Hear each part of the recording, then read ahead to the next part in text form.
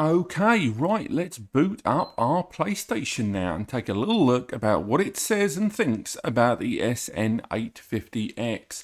For those of you that have followed this channel, you'll know this is not the first time I've looked at a WD Black SSD on the PS5, and this latest release from the brand, the main thing I want to take from today's video is trying to find out whether the PS5 can actually take advantage of the improvements that this drive does bring, because WD Black SN850, the original 2020 release, is now the official PS5 drive, and for now the SN850X we're looking at today is a higher performing drive, just only marginally in read operations, but in write operations more than 1,000 megabytes per second improvement, something that a lot of us question whether the PS5 can take advantage of. But for now, let's format this SSD. We're going to do 3 individual format operations here to give ourselves a benchmark, and that first test is a lovely 6,522 megabytes per second.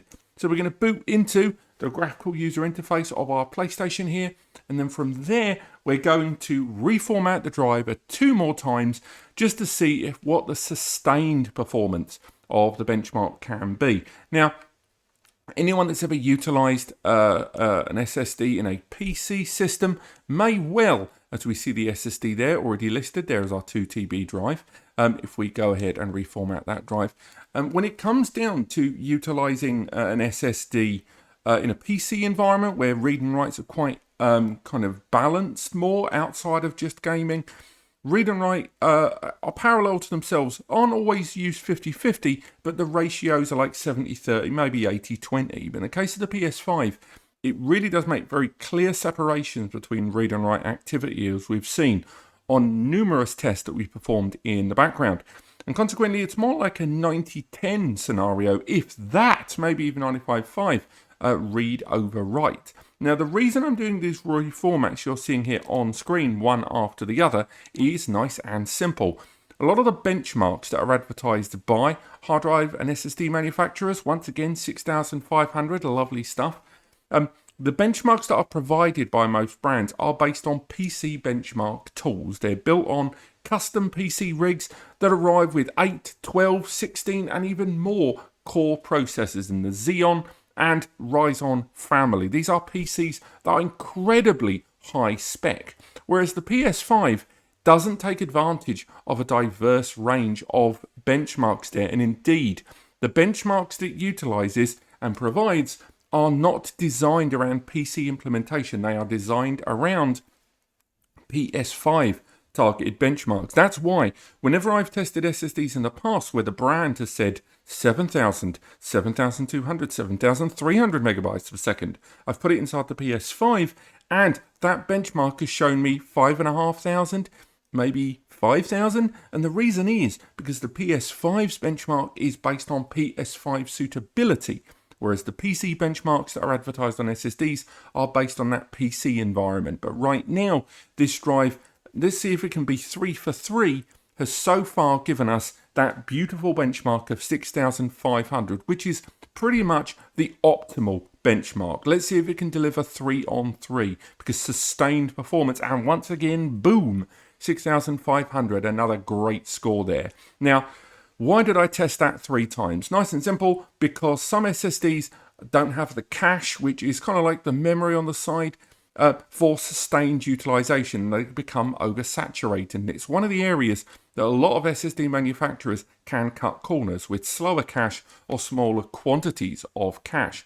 So what we were trying to do there was oversaturate the cache by performing the benchmark, which is a pretty hefty thing to do 3 times. But the SN850X from WD clearly did a very good job passing there. Now, as you can see, my console storage is looking pretty full there. I've got quite a lot of games there.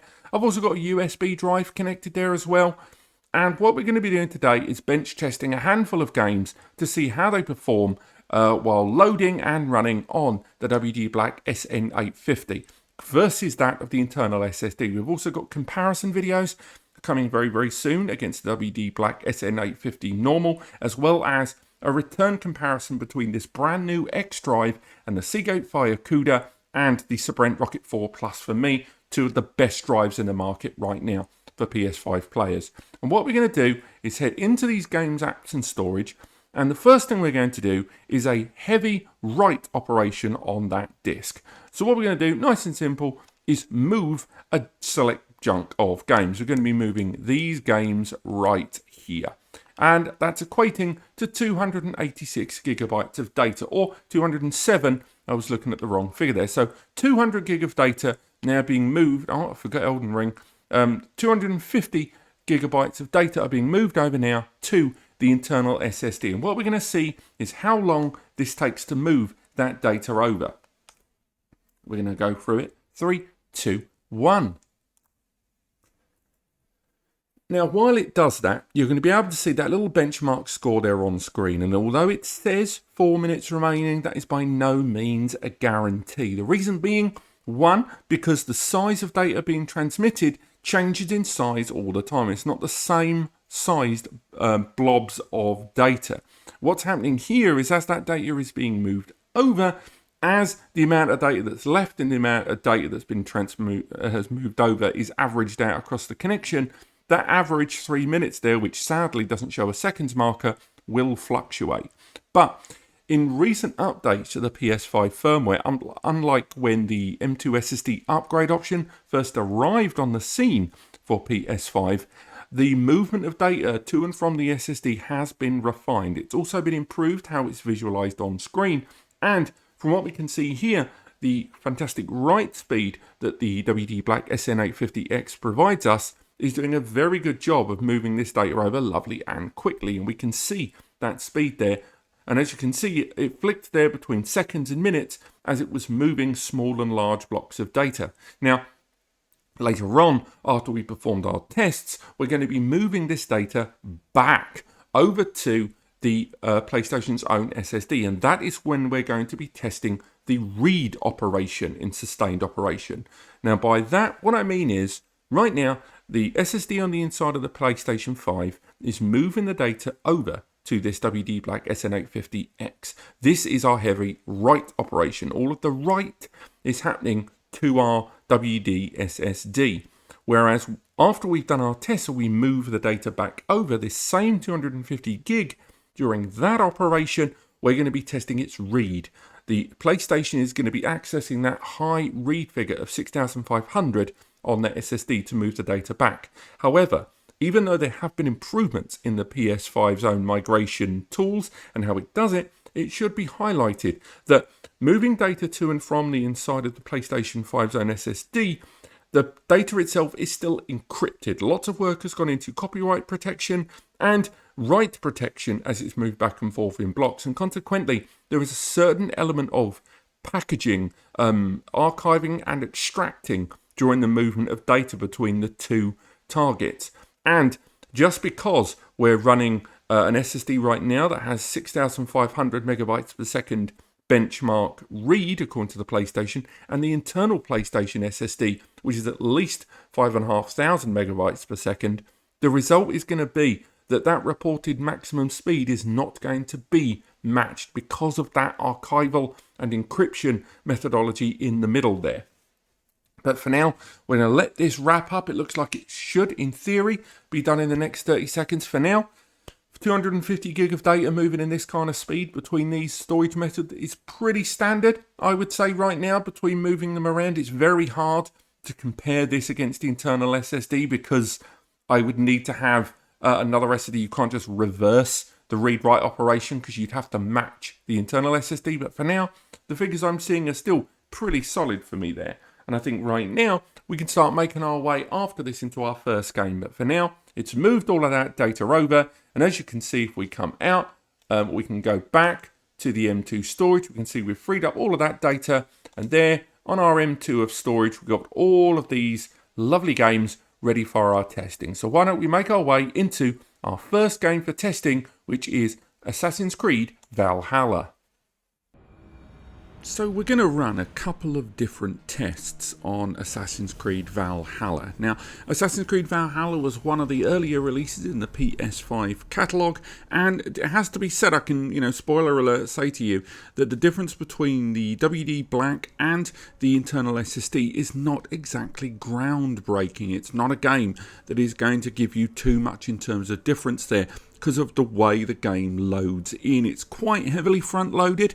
And as you can see, our first test is going to be loading from the title screen directly into gameplay. We're using the same save spot in two different recorded instances, one on the internal SSD on the top left and one on the top right there of our WD Black SN850X. Both loading into the same area of the map, same save spot, same part of the game, and the difference there, the WD Black SN850X definitely loaded in quicker, but seriously, that must have been, if you're lucky, a fifth to maybe a quarter of a second difference. So the difference there, at least in this loading instance, being very, very small. As mentioned, this won't be the only test that we're going to perform, but I wanted to rush around in game there, as you can see on screen, just to kind of show the loading difference there and seeing if there's any texture problems or frame rate drops, which didn't really occur as we went through those two comparisons. And we'll load into our second test in just a moment there.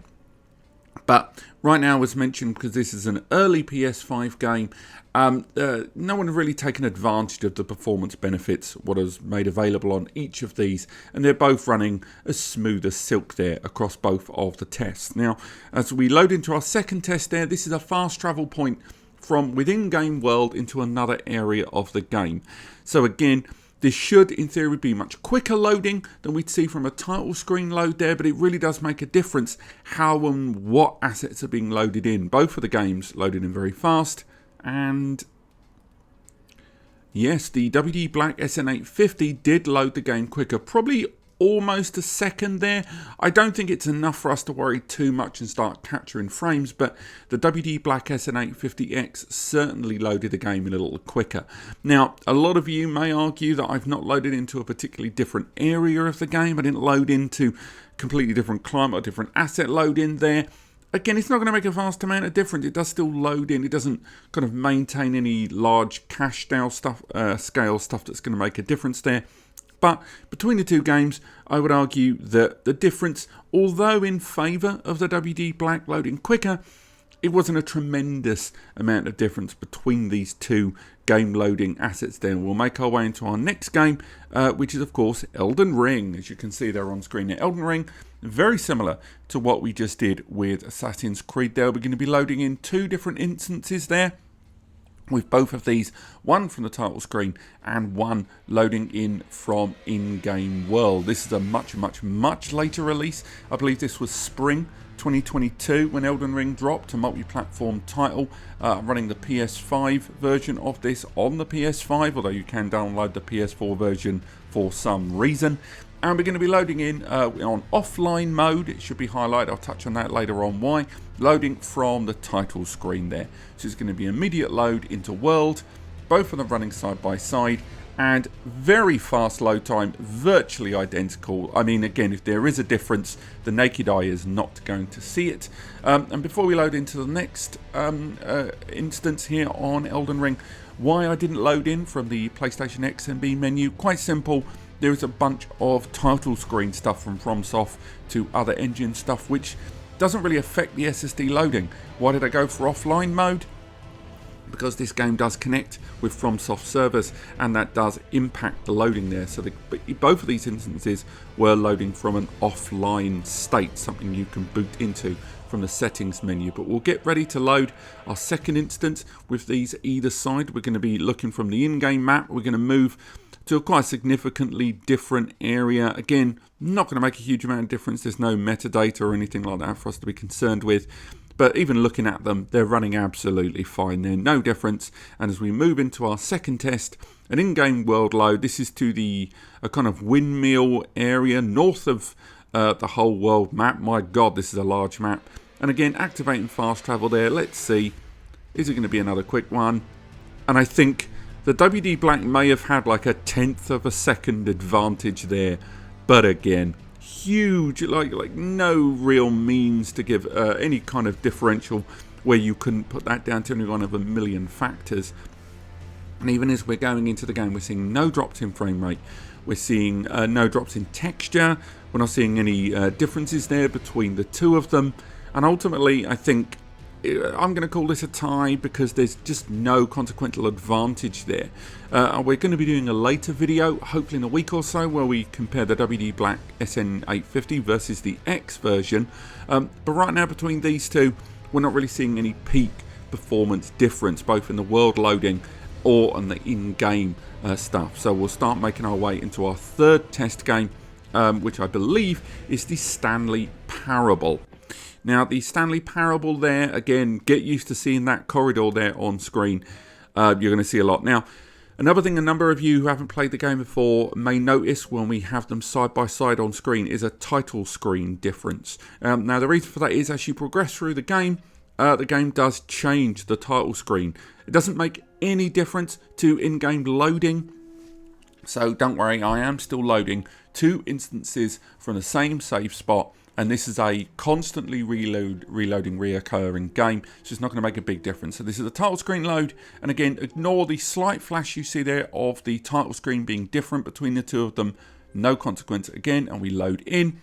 Very fast loading there, straight into the game. And again, if there was a difference there, it must be absolutely minor. Now, don't worry about looking at the text boxes on the bottom of the screen on either of these, or a different pace as I make my way through. I've been doing this just to kind of monitor around the building, so as you pass through it.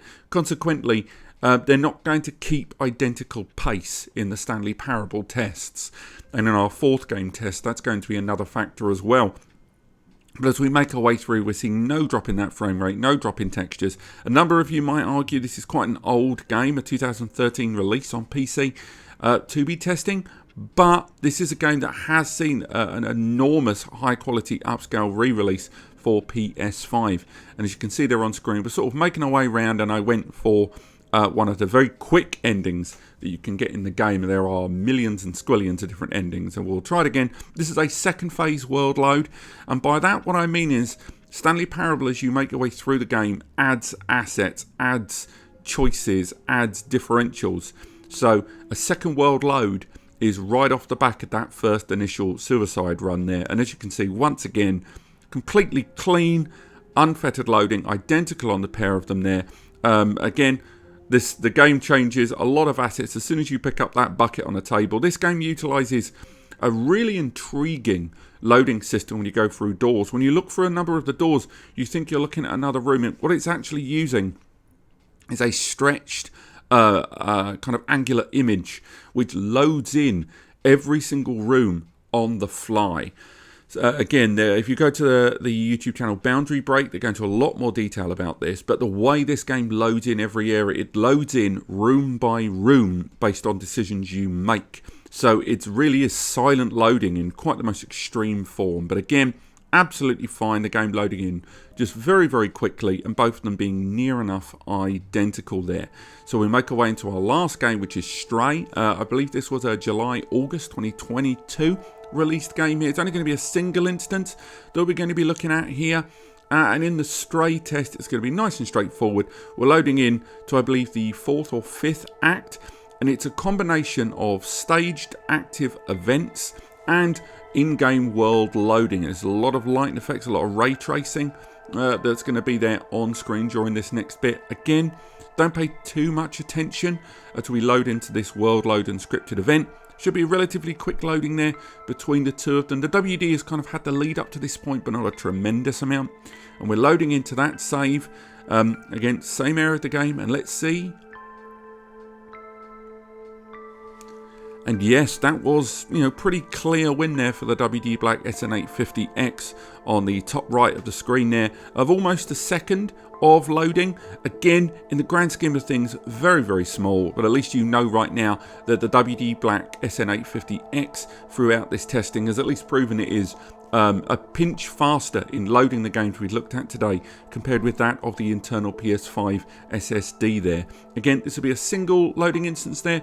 Don't worry too much about the pacing of the active cutscene and pre-rendered assets taking place for the story a bit there. Again, I just made sure to try to change things up between the two instances, but for now, I think the WD Black has proven itself. Let's make our way back to the studio and Okay, so now I've made my way back onto the GUI of our PS5 here. And as you can see, all of our games are still there, located on that disk as before. And now what we're going to do is start that migration of those games back. So we're going to move them back onto the internal PS5 SSD. There's our 252 gig. So let's get ready and move it, and let's start it off in 3, 2, 1, go. And we're going to be able to see that when that data is being moved back, we're going to see a very different number there on screen. Can you see? Whereas earlier on, we were looking at a performance speed when moving the games over to the SSD of around 3 to 4 minutes. Now we're seeing figures very much in the double digits, between 20 and 30 minutes there, and fluctuating between. Again, this comes down to the difference in read and write performance of the internal PS5 SSD versus our WD Black SN850X.